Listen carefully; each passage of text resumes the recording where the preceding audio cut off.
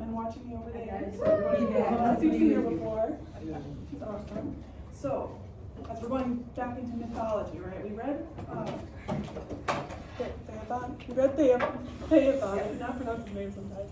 Phaethon a couple days ago, and we learned that all myths usually have a lesson, a moral, and then they also tell us about something that occurs naturally within the world, right? So, what was one thing we learned about the earth that happened in Phaethon?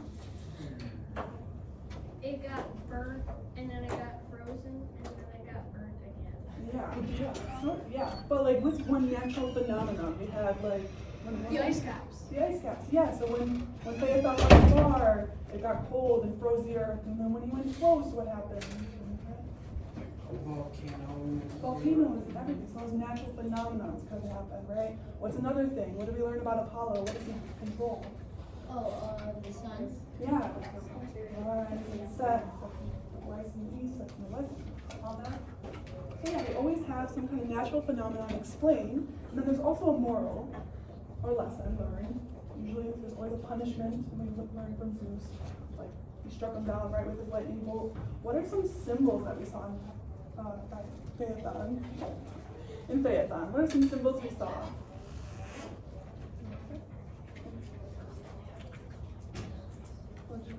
Sorry. Yeah. Oh, horse and chariot. Yeah, like chariot, sun chariot. Any more that you can think of? The carpet. Oh, like the.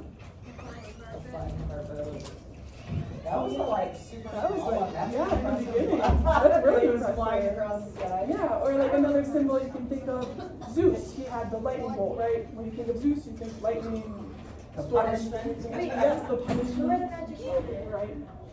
It's in the beginning. It was like just in there, yeah. Yeah. He got falling on the edge.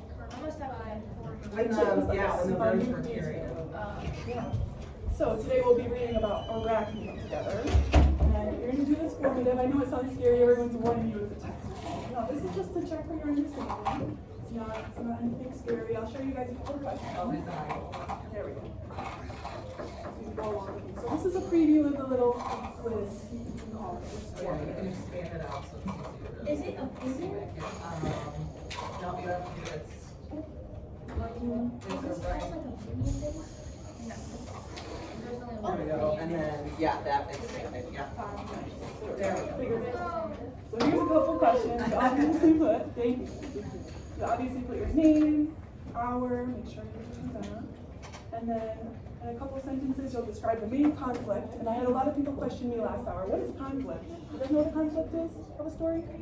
Go ahead. Like when you disagree with someone else, or like, I don't know, or like, Yeah, it can be like that. I love that answer. Yeah, it can be like that. The problem? Yeah, the problem, the main problem of the story. What is the main occurrence? What starts the story as well, you know? Alright, and then what lesson or moral do you learn from the story? So I'll read the story, and you'll see from the story what that moral is. And then how would you describe Arachne's personality based on the events of the stories? Now this one is key. So when you describe those two character traits, you're then going to go into the story, so you'll have a story in another tab, and find some evidence backing your two traits that you think Arachne has. So just make sure to copy at least 2 lines supporting those claims. You know? And then do you think Arachne deserved the punishment she received? This one's going to be fun, and we'll show the results later when everyone's turned it in.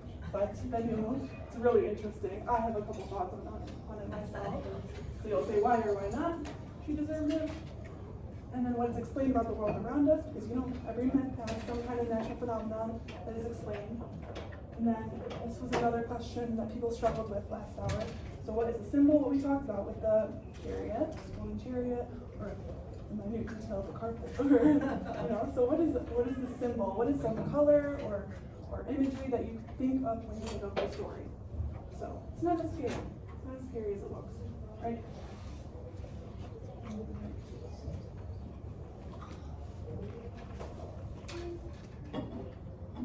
Alright, and before we get into the story of Arachne, I just want to show you guys. Does anyone know what a loom is? or a tapestry? What am I?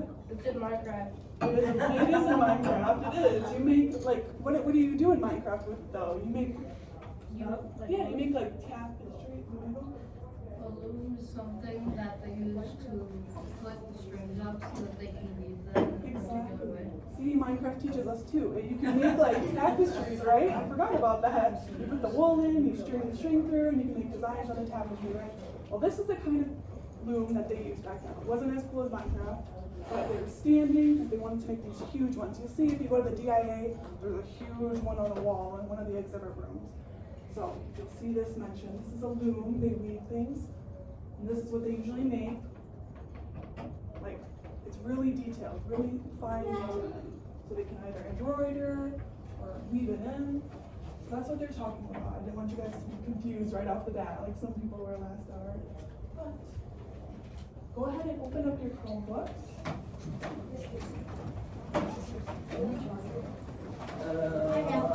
There's a bunch of them over here. And when you open up your Chromebooks, just get that story out, and then also have that formative on the next page. I'm as fast as you, I get the candy.